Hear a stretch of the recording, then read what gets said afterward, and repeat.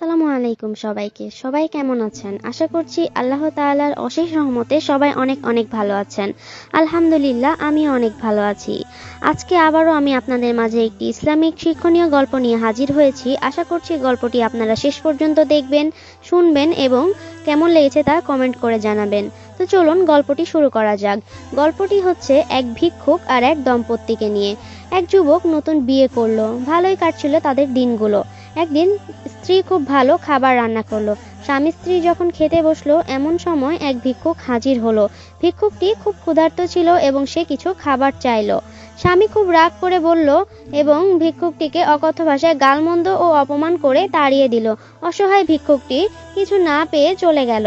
কিছুদিন পর স্বামী স্ত্রীর মাঝে খুব ঝগড়া হলো। এক পর্যায়ে তাদের সংসার ভেঙে গেল। স্বামী স্ত্রীকে তালাক দিয়ে দিল। স্ত্রী বাপের বাড়ি চলে গেল। কয়েক বছর পর মেয়ের বাবা অন্য এক জায়গায় মেয়ের বিয়ে দিল। নতুন স্বামীর সাথে শুরু হলো তার নতুন জীবন। দ্বিতীয় স্বামী প্রথম স্বামীর চেয়ে অনেক ধনী ছিল। একদিন স্বামী স্ত্রী খেতে বসলো। ইতিমধ্যে একজন ভিক্ষুক আসলো। স্ত্রী স্বামীকে বলল, আমি ভিক্ষা দিয়ে আসি, কারণ এমন এক মুহূর্তে আমার প্রথম স্বামী এক ভিক্ষুকের সাথে খারাপ আচরণ করেছিল যা আমি এখনো ভুলতে পারি না।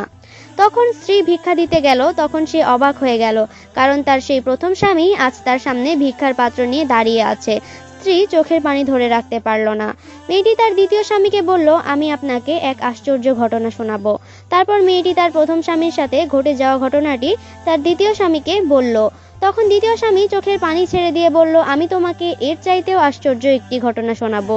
তুমি হয়তো শুনে অবাক হবে যে ওই দিনের অসহায় সেই ভিক্ষুকটি আমি নিজে ছিলাম, যিনি আজ তোমার সম্পদশালী স্বামী। এই গল্পের শিক্ষা হচ্ছে, আল্লাহ মুহূর্তের মধ্যে গরিবকে ধনী আর ধনীকে ফকির বানিয়ে দিতে পারেন। সুতরাং আমরা কখনো কোনো অসহায় কিংবা গরিব লোকের সাথে খারাপ ব্যবহার করব না। যদি পারি নিজের সাধ্যমতো সাহায্য করব, যদি সম্ভব না হয় তবুও তাদেরকে ভদ্র ভাষায় চলে যেতে বলবো। কখনো কাউকে অপমান বা লাঞ্ছিত করা উচিত নয়। কথায় আছে যে তুমি কাউকে উপকার করতে না পারলেও কারো ক্ষতি করো না, কারণ সেই ক্ষতিটা হয়তোবা তোমার দিকে একদিন ফিরে আসবে। আশা করছি গল্পটি আপনাদের ভালো লেগেছে। ভালো লাগলে লাইক, কমেন্ট, শেয়ার করবেন এবং এমন গল্প পেতে আরও আমার পেজটিকে ফলো করবেন। আসসালামু আলাইকুম সবাইকে। সবাই অনেক অনেক ভালো থাকবেন।